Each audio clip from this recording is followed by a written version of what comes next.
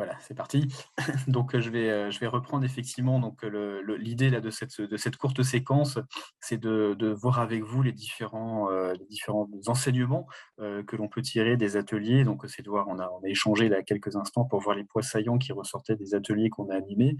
Donc le fil rouge de notre après-midi, c'est de comprendre quels sont les liens qui peuvent exister entre sujets environnementaux et sujets sociaux. Et puis à travers les ateliers, notre objectif, c'était à travers des expériences, d'essayer de comprendre à la fois quels sont les facteurs déclencheurs de ces rapprochements, de ces problématiques, quelles sont les difficultés, quels sont les leviers d'action, qu'est-ce qui permet d'y répondre, et puis aussi comment tous ces projets-là, tout ce foisonnement de projets peut déboucher sur de nouvelles perspectives. Donc voici en quelques mots les enseignements nous qu'on retient à chaud. Il faudra sans doute laisser encore un peu décanter pour avoir des choses plus précises, mais à chaud déjà sur pourquoi finalement de plus en plus cette prise en compte conjointe des enjeux environnementaux et enjeux sociaux, donc en fait l'idée de sortir des silos, pourquoi cette prise en compte va de façon croissante, en tout cas à travers les projets qu'on a vus, qu'est-ce qui les déclenche. Le premier aspect qu'on souligne, c'est d'abord l'idée que c'est le foisonnement.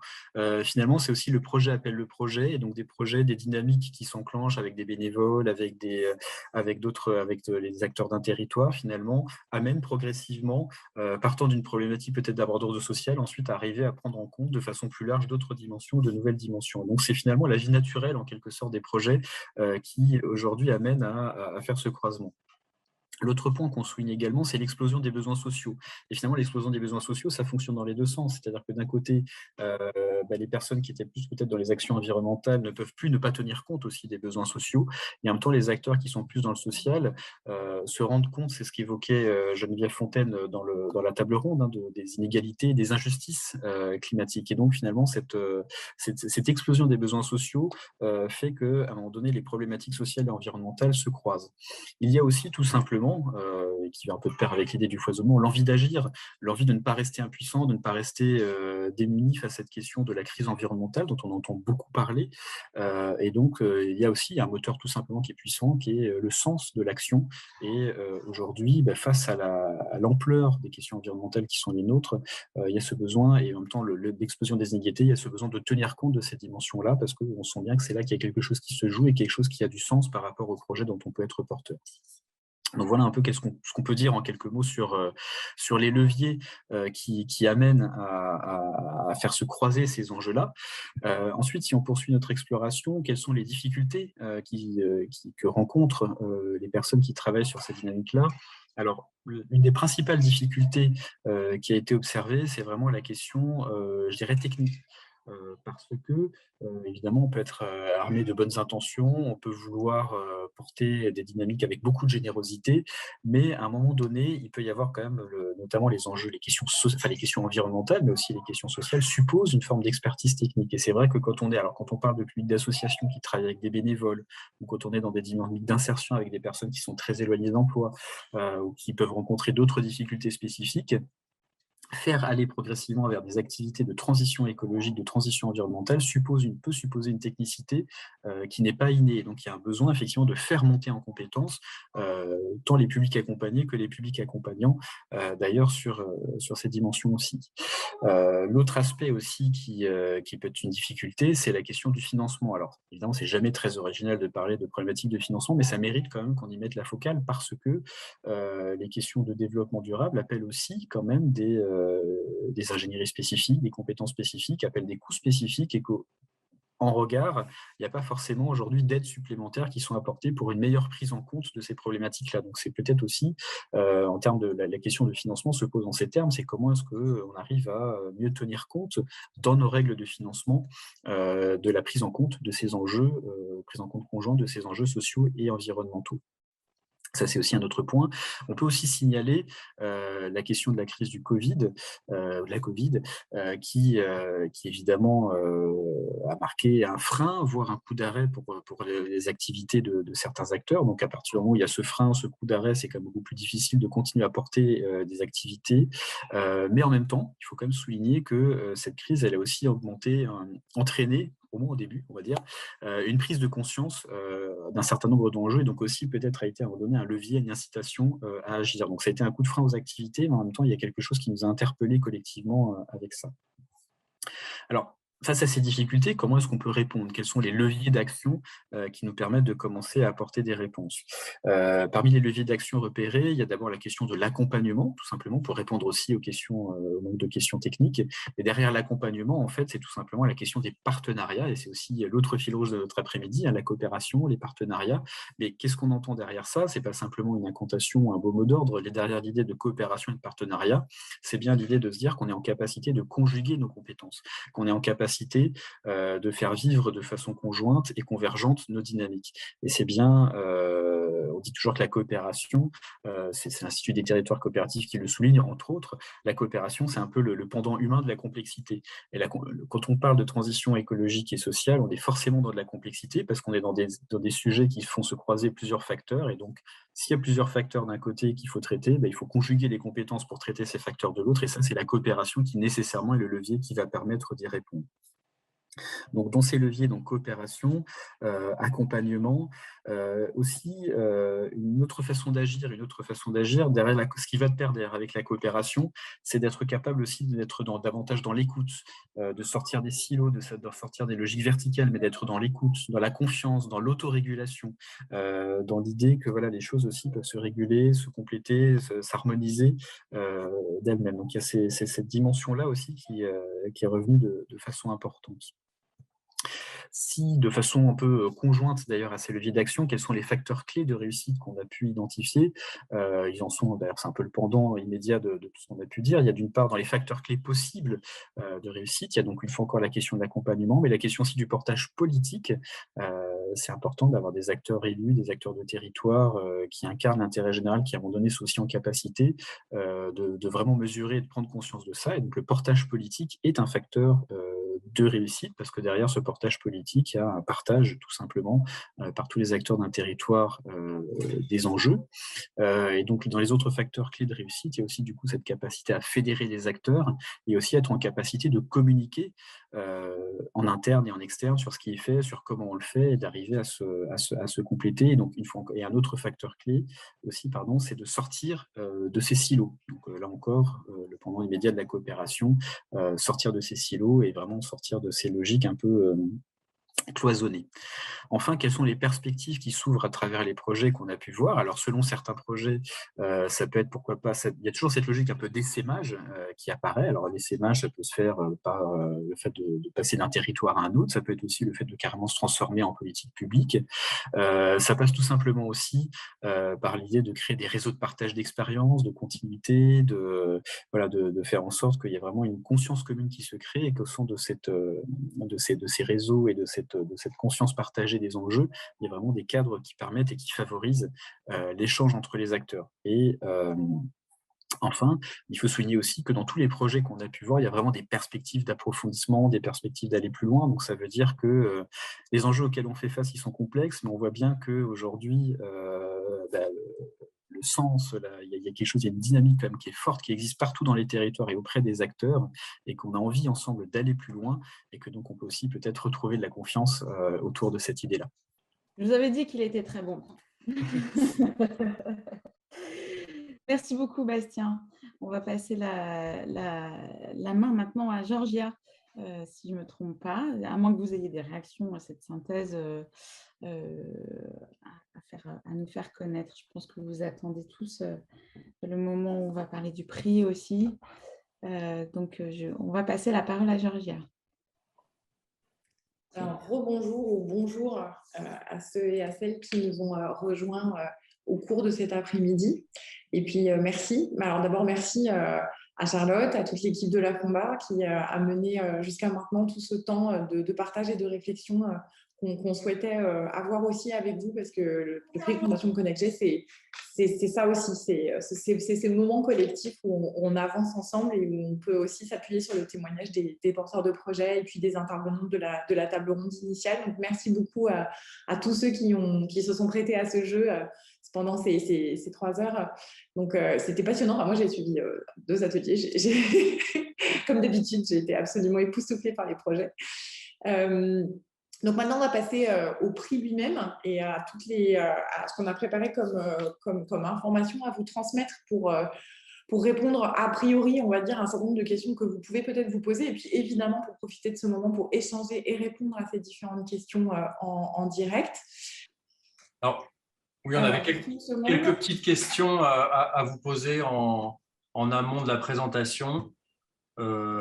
Pour voir un peu… Déjà parce que ça nous permettait de faire un petit point sur ce que vous savez déjà du prix et de la fondation, ce qui va déjà commencer à répondre à un certain nombre de questions et puis aussi va nous permettre de mieux vous connaître. Donc oui, tu peux lancer le sondage, Stéphanie, pour qu'on commence cette nouvelle partie de notre après-midi.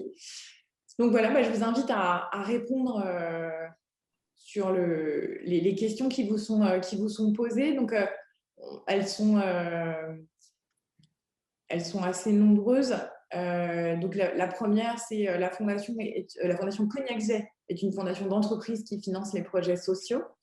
Donc, à vous de voir si vous trouvez que c'est oui ou non, mais ça me permet déjà de commencer à voir si vous connaissez un peu la fondation Cognac Jet.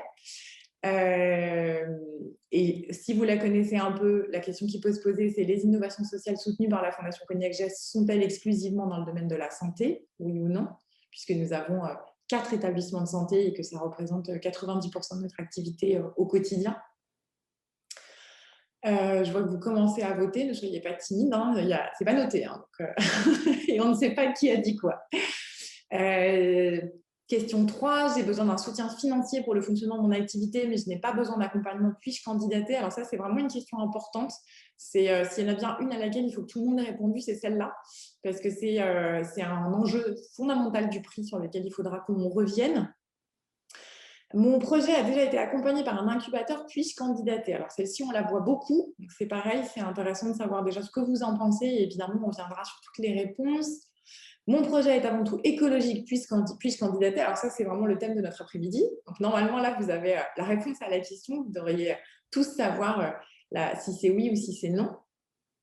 Mon projet est un produit commercial pour améliorer le quotidien de publics fragilisés. Puis-je candidater? Alors ça, c'est une question intéressante parce que voilà, c'est des choses qu'on voit beaucoup au niveau des candidatures chaque année. On essaye de prévoir des questions en fonction de ce qui s'est déjà passé, de l'expérience que nous avons. Et enfin, j'ai un projet au sein du département d'une grande structure qui est au stade de l'idée. Puis-je candidater en catégorie vision? Une des questions les plus récurrentes, c'est toujours de savoir dans quelle catégorie vous devez candidater. Donc, on va essayer de vous éclairer, et notamment en partant d'exemples concrets, comme celui-ci, qui peut paraître un peu étrange, mais qui en fait arrive assez régulièrement, c'est-à-dire un endroit qui est déjà très installé, qui est déjà développé, mais dans lequel il y a une toute nouvelle idée qui se met en place. Et donc, dans ces cas-là, comment on fait? Alors, vous êtes les 2 tiers à avoir voté, donc on va attendre encore un tout petit peu avant d'analyser les réponses. Je vois que les votes sont sur certaines questions très tranchées et sur d'autres beaucoup moins. Ça va être intéressant de discuter vos réponses. Et j'en profite pour me représenter pour ceux qui ne m'auraient pas vu au tout début. Moi, je suis Giorgia Sebregondi et je travaille à la Fondation Cognac Jet où je dirige le laboratoire des solidarités. Et le laboratoire des solidarités, c'est le dispositif qui pilote notamment le prix Fondation Cognac Jet. Donc, chaque année, j'ai le plaisir d'organiser la campagne et la sélection, puis l'entretien avec les lauréats devant le jury et enfin la cérémonie qui permet de les récompenser. Et je fais ça avec une équipe nombreuse et dont un des représentants majeurs est juste là aujourd'hui, Nicolas Hopneau, qui est notre animateur des communautés. Donc, c'est vraiment l'interlocuteur numéro 1 de l'ensemble des personnes qui notamment candidatent au prix, puis qui sont éventuellement finalistes, lauréats ou anciens finalistes et anciens lauréats, comme certains des projets qu'on a pu croiser tout à l'heure ou qu'on croisera dans les minutes qui vont suivre. Alors, bon, vous êtes 77% à avoir voté, donc on va commencer à analyser les réponses et on ne va pas tarder à mettre fin au vote. On se relaye un peu. Nicolas, je vais faire les premières. Oui. Donc, alors, la Fondation Cognac Jet est une fondation d'entreprise qui finance des projets sociaux.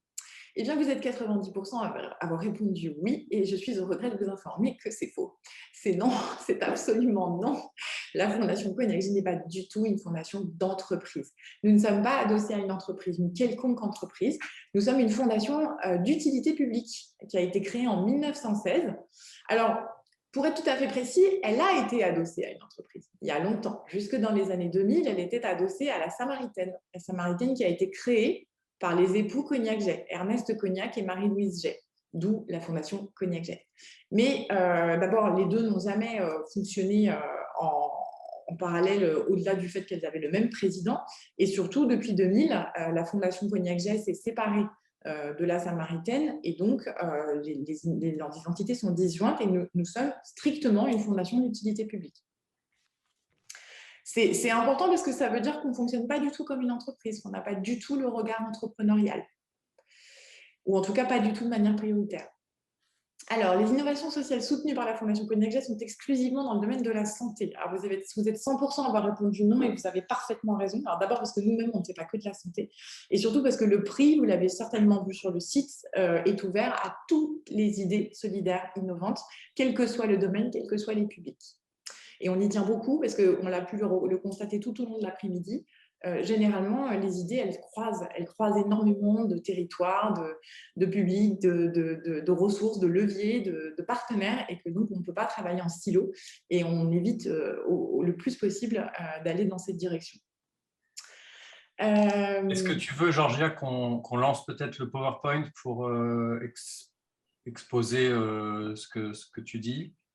Je voulais juste répondre rapidement aux questions, et on va revenir sur le PowerPoint. Ça va nous ramener au PowerPoint. Ok.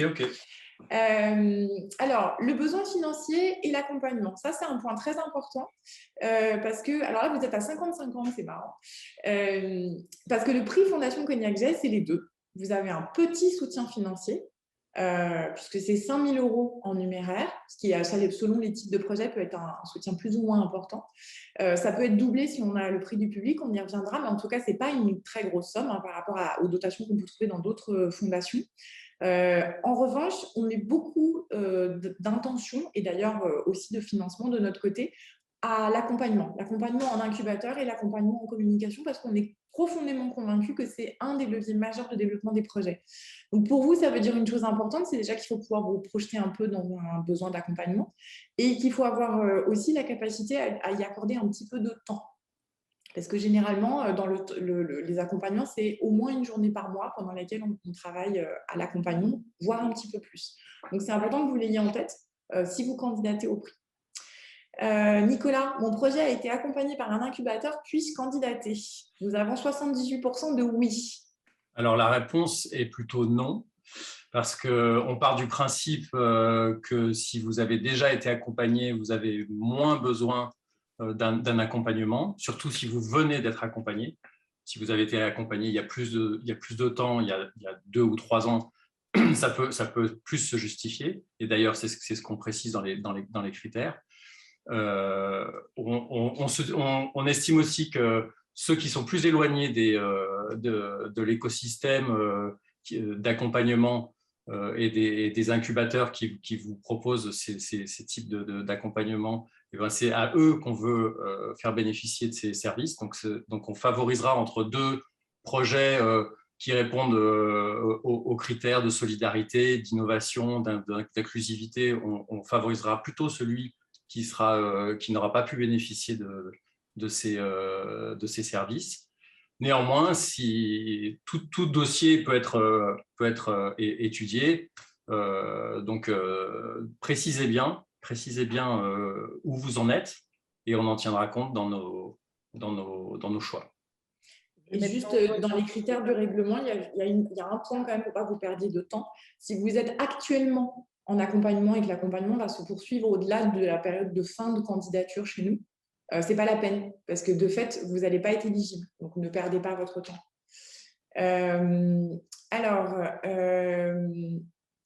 Mon projet est avant tout écologique, puis-je candidater? Alors, vous êtes 72% à avoir répondu oui. Là, je suis un peu surprise. Mais je vous confirme que c'est non. La Fondation Cognac-Jay soutient des projets innovants et solidaires.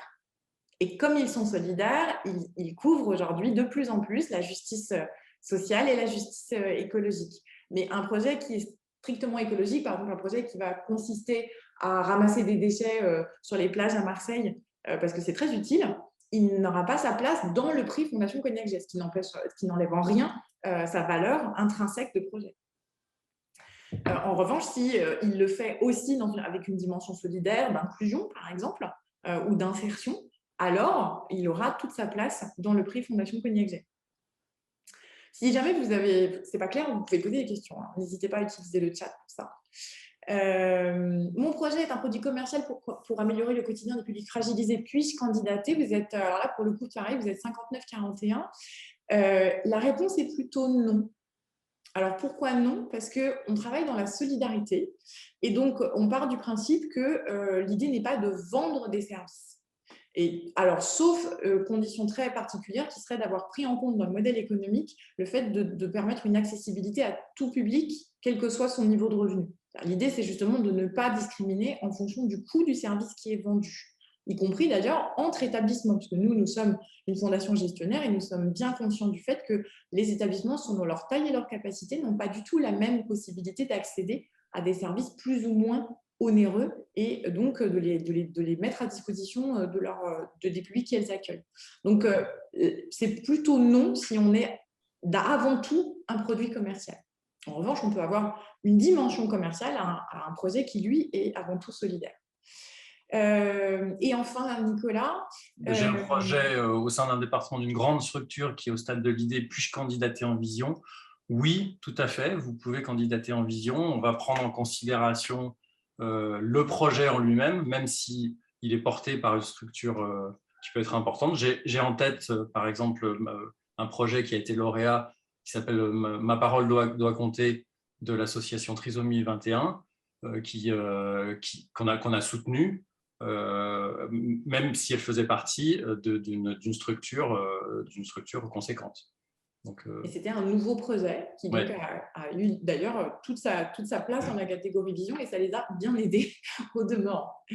Voilà, donc premier petit tour de pistes sur ces résultats de sondage. Pardon, j'arrête le partage et je vous propose qu'on en arrive au contenu du PowerPoint qu'on voulait partager avec vous.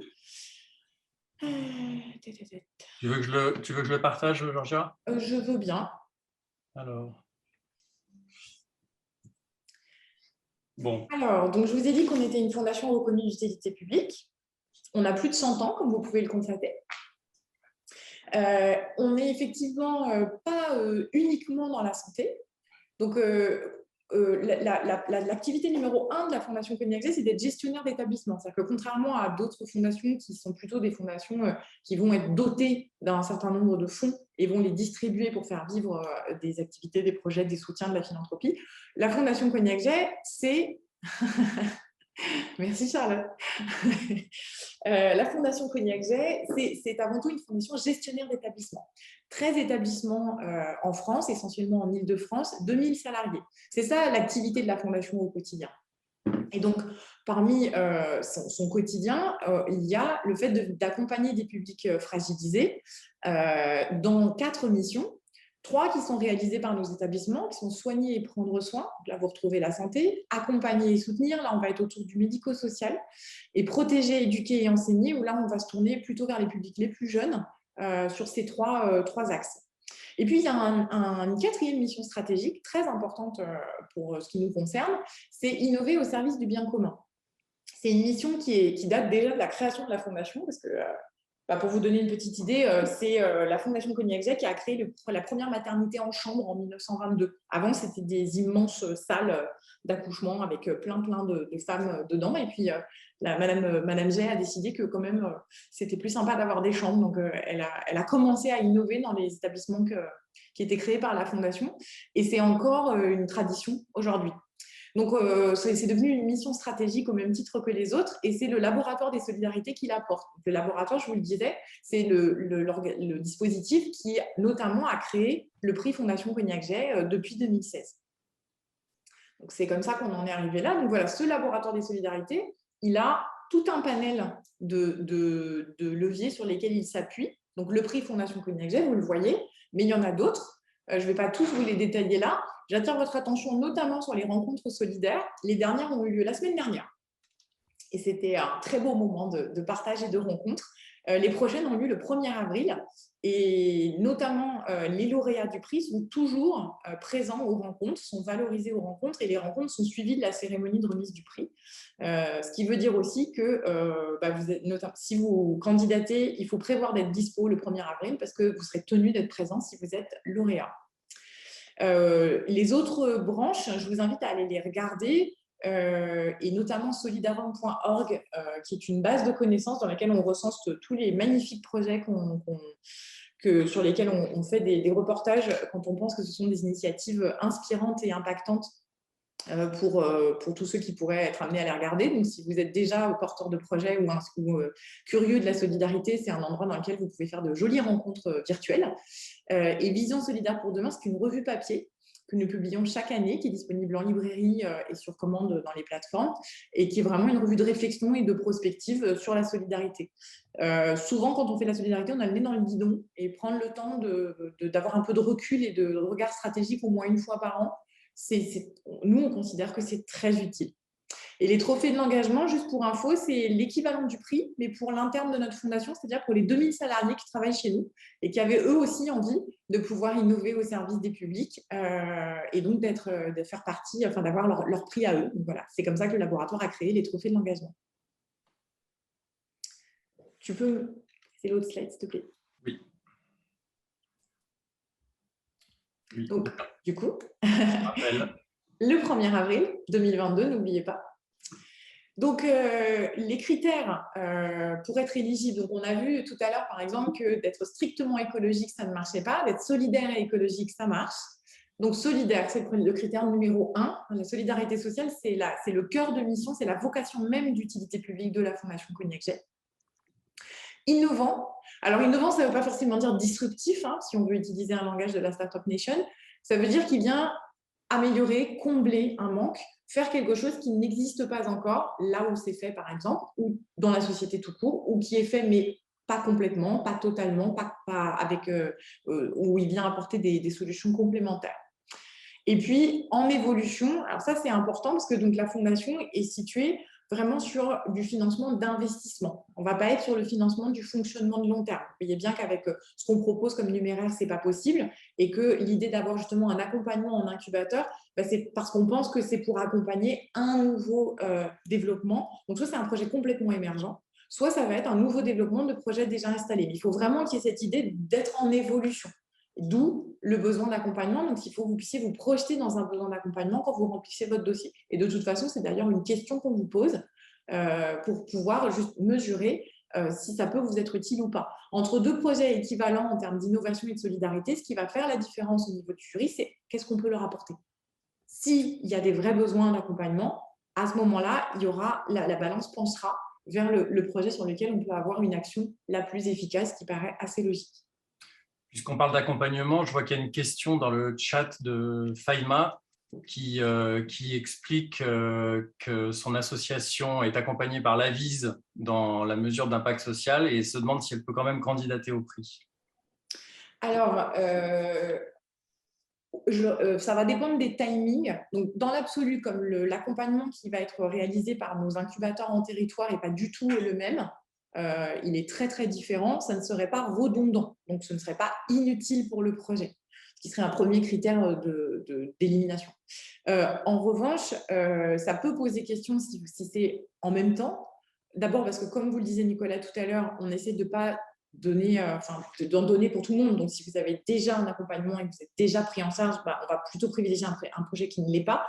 Et surtout parce que ça demande du temps d'être accompagné. Et que déjà, si vous devez passer du temps à l'accompagnement de l'Avise, vous aurez du mal à faire les deux. Parce que après, il y a toute la gestion du projet quand même à faire. Et puis parfois, certains d'entre vous travaillent aussi à côté. Donc, c'est à vous de voir. Mais si c'est concomitant, ça sera sans doute rédhibitoire en termes de participation. Je passe à la slide suivante. Donc, le prix, ce sont deux grandes catégories. Et ça, c'est important à avoir en tête puisque ça permet à des projets, notamment donc très, très émergents, qui sont vraiment au stade de la bonne idée, qui demandent à se concrétiser, donc qui n'ont pas encore de structure juridique, qui n'ont pas encore de modèle économique, qui sont vraiment au balbutiement. ils ont leur place dans le prix dans la catégorie vision. Chaque année, nous avons 3 projets en moyenne sur les 10 lauréats qui sont de la catégorie vision. Parce que nous tenons beaucoup à pouvoir accompagner les bonnes volontés. Les bonnes volontés qui, bon, on a déjà commencé à réfléchir un peu, hein, bien sûr, mais pour lesquelles, justement, bah, c'est pas, disons qu'il faut qu'il y ait une première structure qui fasse un pari. Et ben voilà, la Fondation Connect se positionne pour faire ce pari. Et puis, une catégorie plus classique, la catégorie accélération, où là, on s'adresse à des projets qui sont un peu plus éprouvés, qui ont au moins un an d'existence, qui ont une existence juridique, qui ont capacité à dire voilà, à qui ils s'adressent, à peu près quel impact ils ont pour l'instant, sans le mesurer exactement, dans une appréciation au moins qualitative, et qui du coup ont un besoin de nouveaux développements. Là encore, je le répète, hein, ce n'est pas un projet qui existe et qui demande à continuer d'exister tel qu'il est. Ça, c'est très, très bien, mais ce n'est pas notre domaine et ce ne serait pas avec ce qu'on vous propose au niveau du prix que ça pourrait fonctionner. C'est vraiment un projet qui va avoir un nouveau développement. J'entendais tout à l'heure, par exemple, les Jardins de Solène, qui est un ancien lauréat, qui disait qu'elles allaient passer à un stade d'essaimage. Bon, bah, là, elles ont déjà trouvé un accompagnateur, donc elles n'auront pas besoin de revenir vers nous, mais ça aurait pu être une raison de revenir vers le prix Fondation Cognac-Jet, par exemple, ou d'y venir en première instance. Je vois qu'il y a des questions qui passent. Donc c'est plutôt des départs. Donc ça, on vous répondra par écrit. Mais on mettra toutes les informations à disposition le plus rapidement possible. Georgia, je propose qu'à ce stade, on donne la parole à Ludovic Maugère, qui est parmi nous et qui est lauréat du prix 2020 de la dernière édition et qui était en catégorie vision. Et Ludovic, est-ce que tu peux activer ton micro? On va arrêter le partage, peut-être le temps de laisser la parole à Ludovic, qu'on le voit bien. Oui, alors. Est-ce que vous m'entendez correctement? Oui, voilà. Merci Ludovic. Bienvenue. Super. Oui, alors Ludovic, est-ce que tu peux nous expliquer à quel stade était ton projet quand tu as pris connaissance du prix, quand tu as commencé à candidater, et puis que ça t'a apporté ne serait-ce que de candidater, et puis ensuite dans ton parcours au prix? Donc le projet que je portais était donc en mode vision, et effectivement c'était vraiment une vision puisque ça faisait un moment que ce projet je l'avais en tête et j'avais envie de le développer, mais c'est pas parce que vous avez une bonne idée comme des milliers de personnes que cette idée va se concrétiser. Donc ça demande de l'énergie de votre part, et puis ça demande aussi des gens qui vous donnent les moyens d'aller plus loin, et c'est à ce moment-là que je suis tombé sur la Fondation Cognac G. La première étape de cet accompagnement, finalement, elle a démarré avant même d'être sélectionné en tant que lauréat, puisque vous avez peut-être déjà dû voir, si vous avez candidaté, le dossier d'inscription, qui est un dossier robuste avec un ensemble de documents, d'informations à remplir sur votre projet. Je dirais que même si on n'avait pas été retenu, cette étape, elle a été fondamentale dans le projet, puisqu'elle nous a permis de structurer, de définir clairement, finalement, de passer de j'ai une idée, c'est bien, je me suis levé un matin et j'ai écrit un truc sur un papier, à est-ce que mon idée elle a du sens, comment est-ce que je l'exprime, comment est-ce que je vais la présenter à des professionnels de la solidarité. Et donc voilà, ce document à remplir a été pour nous la première grosse étape.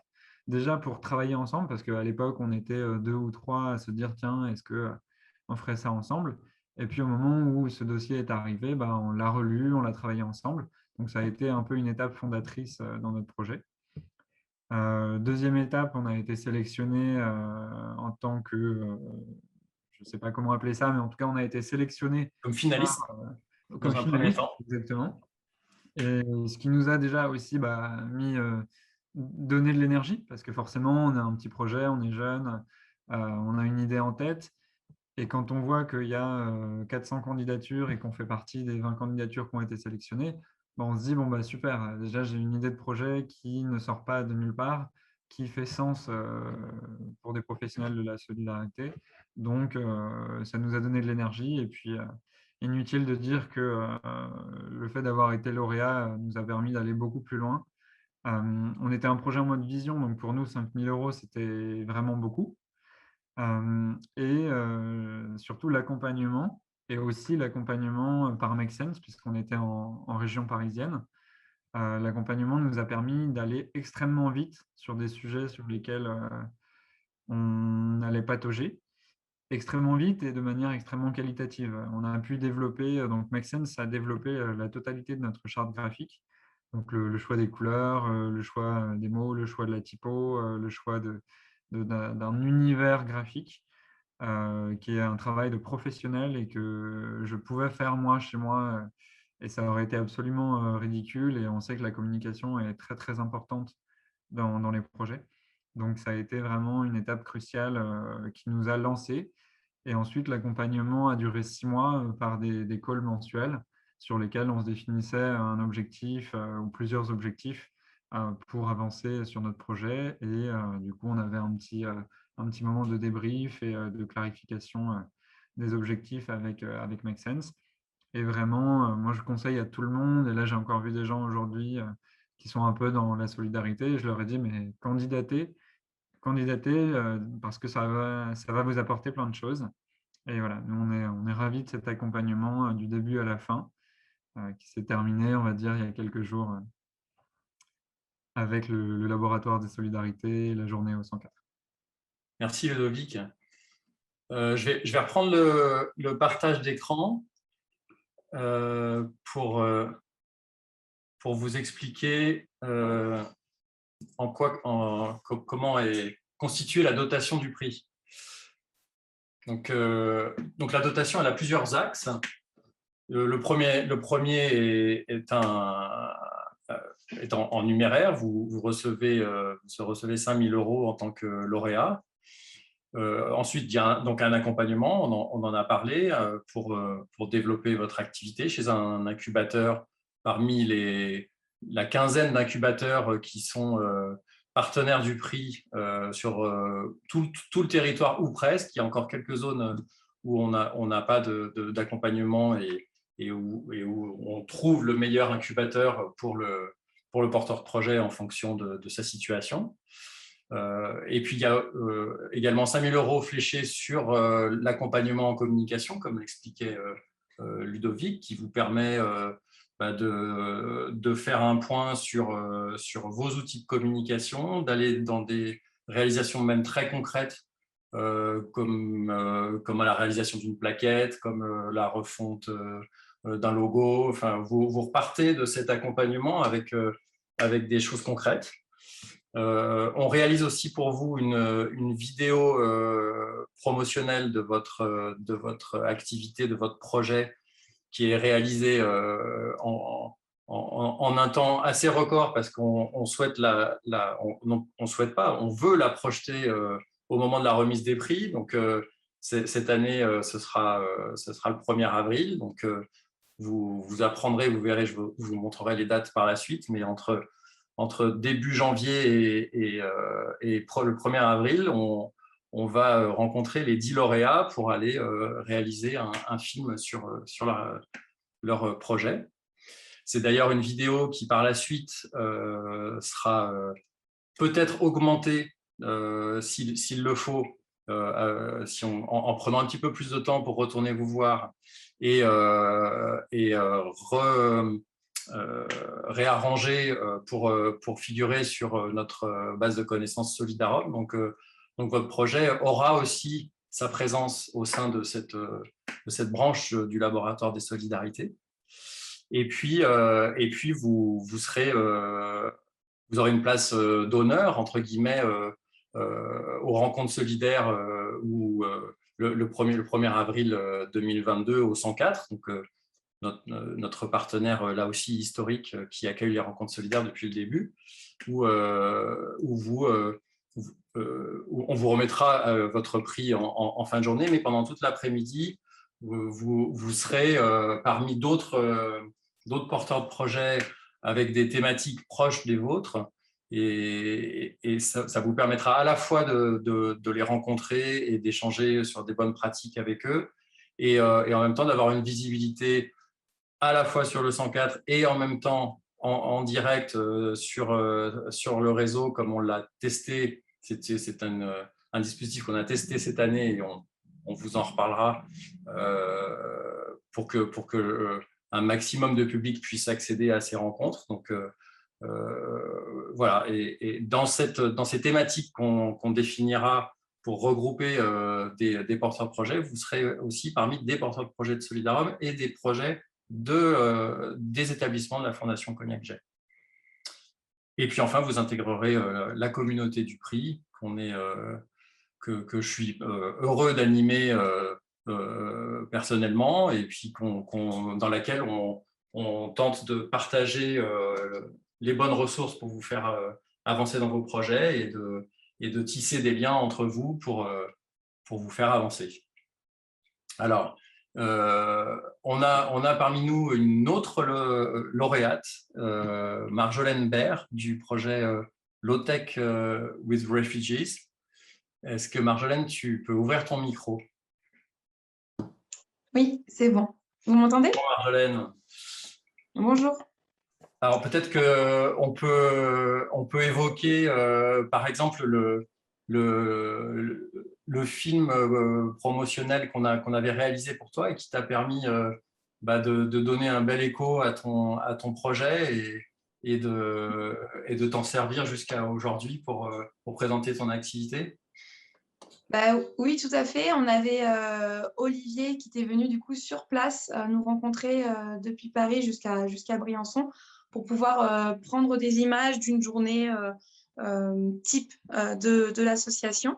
On lui avait également fourni des rushs des autres antennes parce que ce n'était pas forcément possible d'aller filmer sur place à l'étranger, puisque Low-Tech et Réfugiés agit aussi à Lesbos d'ailleurs, comme Ludovic. Et donc, c'était compliqué d'aller prendre des rushs, d'aller filmer à l'étranger.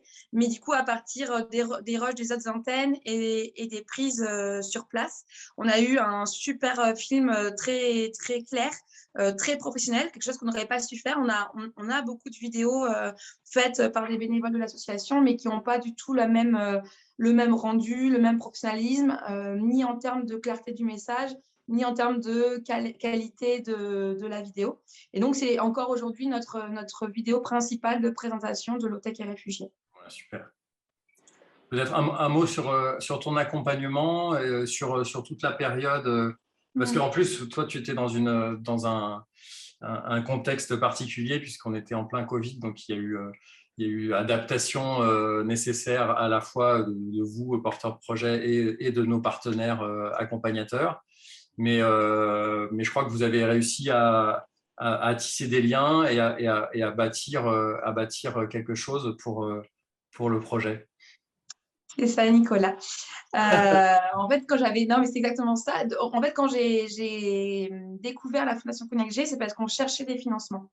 Et on a découvert, je ne connaissais pas ce que proposait le prix de la Fondation Cognac J. Et c'est en apprenant, en découvrant ce qu'il y avait derrière, que finalement le besoin d'être accompagné était devenu finalement le moteur principal de notre candidature et plus forcément la recherche d'avoir un soutien financier pour opérer, alors que c'est à la base ce qu'on était venu chercher. Et au moment où on a postulé au prix, au moment où j'ai défendu notre projet devant le jury, je croyais que notre priorité en termes d'accompagnement allait être la réflexion sur le modèle économique. Et étant plutôt du milieu militant et pas forcément à l'aise avec les différentes réflexions sur le modèle économique, une structure incubateur pouvait être vraiment d'un appui fort pour cette réflexion-là. Et en effet, on a été frappé par la crise Covid, doublée d'une crise politique, qui a fait que finalement les sujets qu'on a pu aborder au cours de l'année d'accompagnement ont été un peu différents. La structure qui nous a accompagnés aussi a été perturbée par l'accompagnement. Et en fait, je crois que j'ai rencontré au bout d'un an en face à face mon accompagnatrice. Mais ça a quand même permis de justement rythmer les échanges pendant une période qui n'était pas facile, une période de crise. Le simple fait d'être accompagné symboliquement par une organisation, par une personne, ça permet de tenir aussi dans les coups durs, de donner des rendez-vous réguliers avec des échéances régulières et de pas laisser tomber alors qu'on est en cours de quelque chose. Ça a été, en tout cas, dans un moment vraiment difficile pour nous, ça nous a permis aussi de mieux tenir. Ça a permis aussi de prendre du recul par rapport à un quotidien où on va être dans l'opérationnel, on va être dans le jus de l'urgence et dans le faire. Ça nous oblige, ça nous impose de manière régulière, donc là c'est un rendez-vous une fois par mois comme pour Ludovic, de prendre un temps de la hauteur, de poser les grandes réflexions stratégiques pour réorganiser les priorités sur le mois à venir. Et ce rythme-là, il a été très utile, le fait de le faire à deux, d'avoir quelqu'un aussi qui reflète, c'était bénéfique et je pense que c'est quelque chose qu'il faut continuer. Pour nous, l'accompagnement avec notre accompagnateur, donc en dehors de l'accompagnement pur, ça nous a permis d'avoir accès à des locaux dans un stade de développement où on se développait dans la ville en question. Donc ça, c'était vraiment une belle opportunité. Et la deuxième opportunité, c'est que du coup, suite à cet accompagnement d'1 an, j'ai remporté un autre prix, celui de l'appel à solutions, qui a permis de prolonger encore d'1 an l'accompagnement avec le même accompagnateur. Et du coup, un accompagnement d'1 an, c'est quand même un investissement. C'est un temps qui est pris pour se connaître, pour connaître les enjeux du projet. Et c'est un investissement pour expliquer, présenter les choses au démarrage. Et c'est plutôt en fin de la première année que les échanges ont commencé à être réellement avec des apports en fait en termes de propositions, de structuration, où on se connaissait bien et où du coup c'était beaucoup plus efficace en termes d'échanges. Et le fait en plus d'avoir pu enchaîner sur une deuxième année, ça a été encore plus efficace. Donc voilà, c'est vraiment l'accompagnement, c'est quelque chose qui a été essentiel pour moi pour passer une période de crise et pour pouvoir avoir une personne extérieure au projet, mais expérimentée, qui reflète et qui structure ces temps de réflexion stratégique. Bon, merci beaucoup, Marjolaine. Avec plaisir. Je vais poursuivre juste pour vous donner... je vais reprendre le partage du document et pour vous donner quelques indications sur les dates clés du prix. Ah oui, non, pardon, j'oubliais. Dans la dotation du prix, il y a un bonus. Il y a un bonus de 5 000 € qu'on appelle depuis l'année dernière le prix du public. Auparavant, c'était les établissements de la Fondation Konig qui choisissaient, qui votaient parmi les 10 lauréats pour élire leur favori. Et on a décidé depuis l'année dernière de faire voter le public pour désigner le lauréat favori. Et alors là, j'aurais voulu entendre à nouveau Ludovic, qui a été l'heureux élu vendredi dernier de ce prix du public, pour peut-être que tu nous racontes, Ludovic, comment ça t'a permis aussi de parler de ton projet en faisant campagne pour ce prix du public. Du coup, encore une fois, donc nous, on vient d'un modèle où on était en mode vision il y a 1 an, donc absolument rien n'existait. On a fait la fameuse vidéo promo avec l'équipe partenaire de la Fondation Cognac J. Il n'y avait absolument rien à montrer puisque, à part nos bonnes intentions, nos réunions et nos idées, on n'avait pas grand-chose de concret à montrer. Et aujourd'hui, on a réalisé notre projet grâce à la Fondation Cognac J. Donc déjà, c'est une grosse étape. Et du coup, il s'est trouvé que parmi ces 10 lauréats, on était quand même un projet très jeune, probablement une communauté très petite, mais grâce à cet accompagnement de la Fondation Cognac J, grâce à Make Sense qui nous a accompagnés, on avait une communauté qu'on a vraiment engagée ces derniers mois, qui nous a aidés dans une campagne de financement participatif et qui nous a suivis. Et du coup, on s'est appuyé sur cette communauté pour gagner ce prix, à la surprise, à notre grande surprise en tout cas. Mais je dirais que voilà, ce qui est important, c'est d'établir un lien avec les gens qui vous font confiance. Du coup, nous, cette campagne de financement, on a eu 290 contributeurs, contributrices. Et vous savez, quand vous faites un KissKissBankBank ou autre plateforme, vous avez la possibilité d'ajouter des actualités qui vous permettent du coup que tous les gens qui ont contribué à votre campagne voient vos messages comme une newsletter sur l'évolution de votre projet. Et on a sollicité déjà plusieurs fois cette actualité dans des moments clés. Et là, on l'a sollicité aussi dans le cadre du prix de la Fondation Cognac Jade, du prix du public. Et puis, on va dire 2-3 coups de communication un peu localisés dans des endroits, grâce à Make Sense, où on a appris à connaître un peu le réseau de l'économie sociale et solidaire à Paris. Et donc, voilà, une petite campagne de communication, mais dans des endroits stratégiques, de projets qui portent les mêmes valeurs que les nôtres ou de gens qui nous soutiennent sur notre projet depuis le début. Et ça a fonctionné. Voilà. Ah, on ne t'entend pas, Nicolas, je crois que tu es en mute.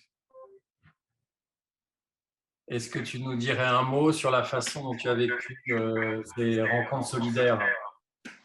Alors, les rencontres solidaires, et du coup, c'est un point sur lequel je n'ai pas non plus surréagi lors de ma première prise de parole, mais il y a vraiment une notion de communauté de l'ensemble des lauréats qui agissent, on va dire, avec des valeurs communes et parfois même, je dirais, des mécaniques communes ou des territoires communs.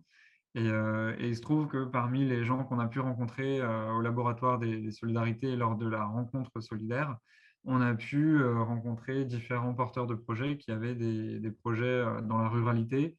Et nous, notre projet a vocation à s'inscrire aussi dans la ruralité. Donc, on a déjà pris contact, 3 ou 4 projets parmi les autres.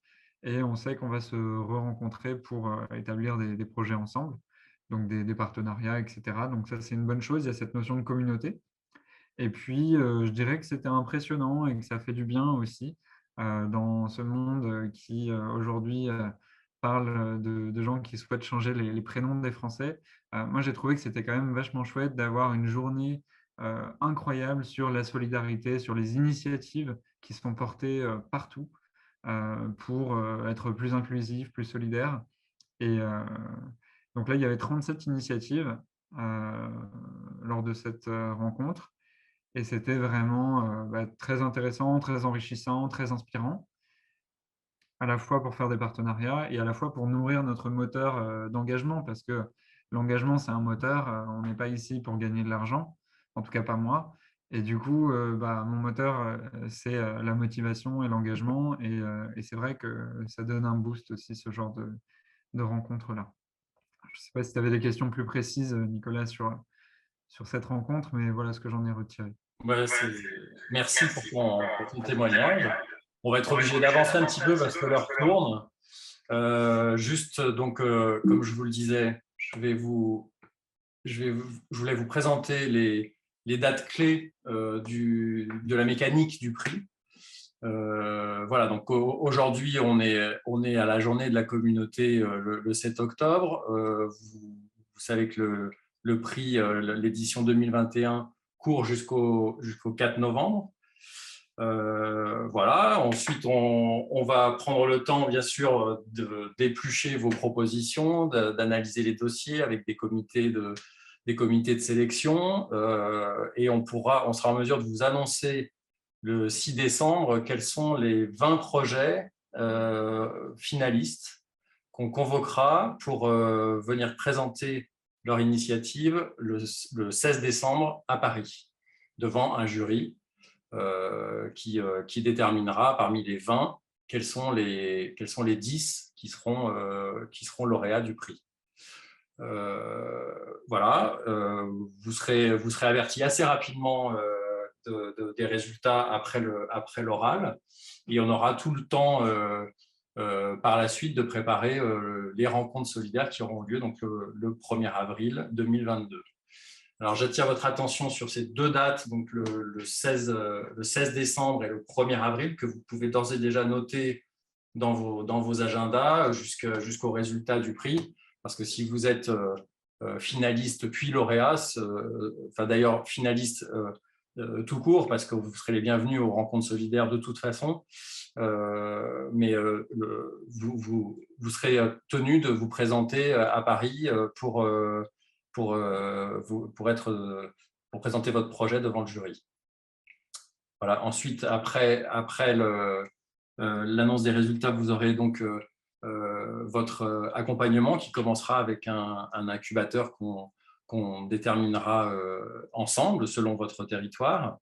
Et puis, on se retrouvera aux prochaines journées de la communauté pour que vous nous témoigniez, comme Ludovic et Marjolaine, de votre passage au prix.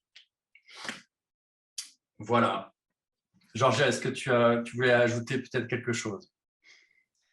Déjà, remercier chaleureusement Ludovic et Marjolaine pour leur témoignage, parce que j'ai toujours tendance à penser qu'on n'est jamais mieux servi que par ses pairs, et que donc c'est ce que portent les anciens lauréats qui est le plus parlant, me semble-t-il, pour les futurs candidats, pour leur donner envie, pour qu'ils puissent se projeter dans la réalité du prix Fondation Cognac Gênes, dans ce que ça peut leur apporter. Parce qu'après tout, faire une candidature, Ludovic le disait, on a beau avoir essayé de faire un dossier pas trop compliqué, ça demande quand même un investissement et un engagement. Donc, c'est bien de pouvoir se projeter aussi dans ce qu'on en attend.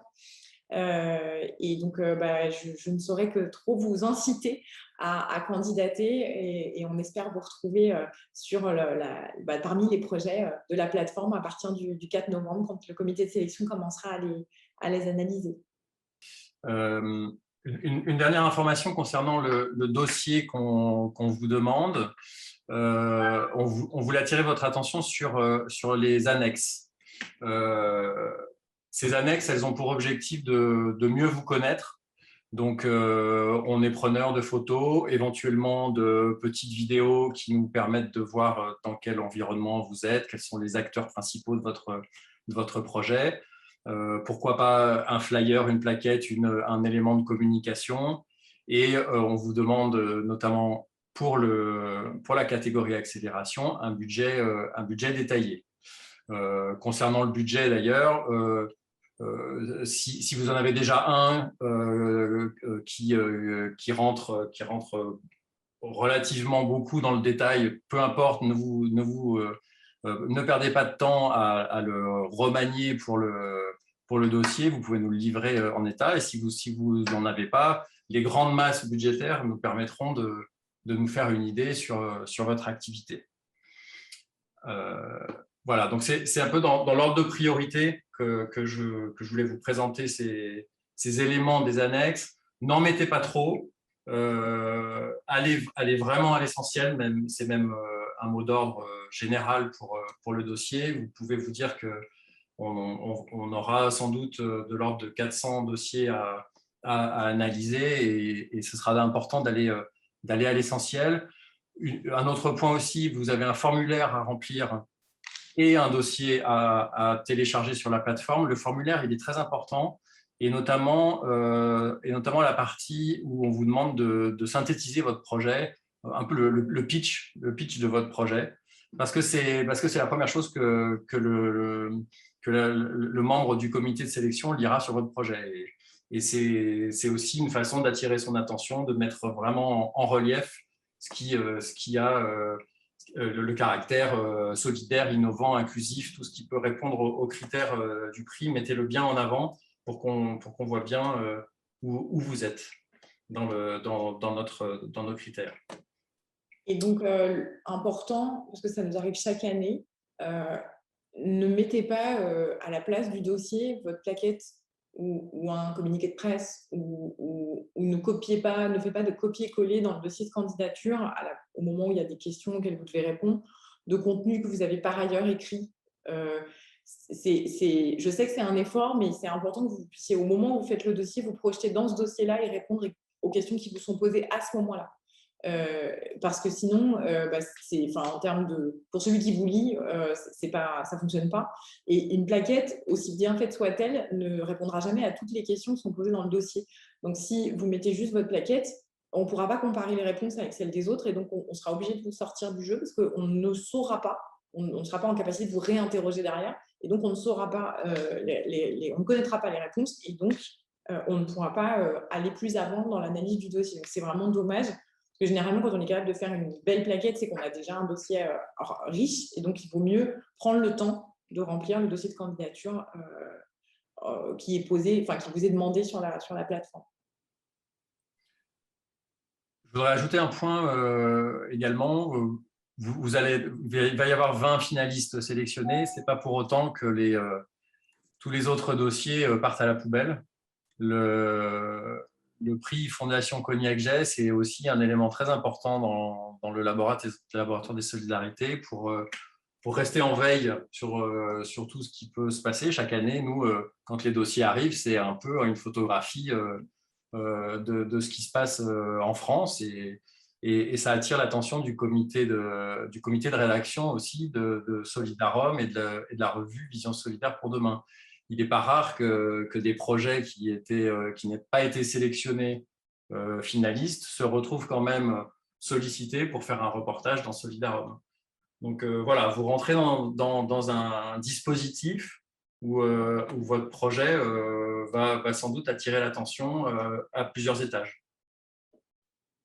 Un petit mot sur les photos. On le rappelle chaque année, mais c'est important. Veillez bien à avoir les droits d'image sur les personnes que vous nous présentez sur vos photos. Il y a toujours une façon de tricher quand on n'a pas le droit à l'image, c'est de se mettre en situation de ne pas voir le visage de la personne concernée, comme c'est le cas sur cette photo, et de quand même montrer l'action qu'on souhaite. Donc, veillez bien à ça, parce que ces images sont susceptibles ensuite d'être exploitées dans notre communication, et ce serait dommage d'être contraint par un problème d'image. Et puis voilà, donc ça va être à vous de poser des questions si vous le souhaitez. J'ai vu qu'il y avait beaucoup de questions dans le chat. On va voir si on a répondu à certaines, peut-être qu'il y en a d'autres à laquelle on peut répondre maintenant. Vous avez aussi une foire aux questions sur la plateforme du prix dans laquelle vous allez trouver sans doute pas mal de réponses à vos questions. On la nourrit d'année en année des questions les plus récurrentes qu'on peut recevoir.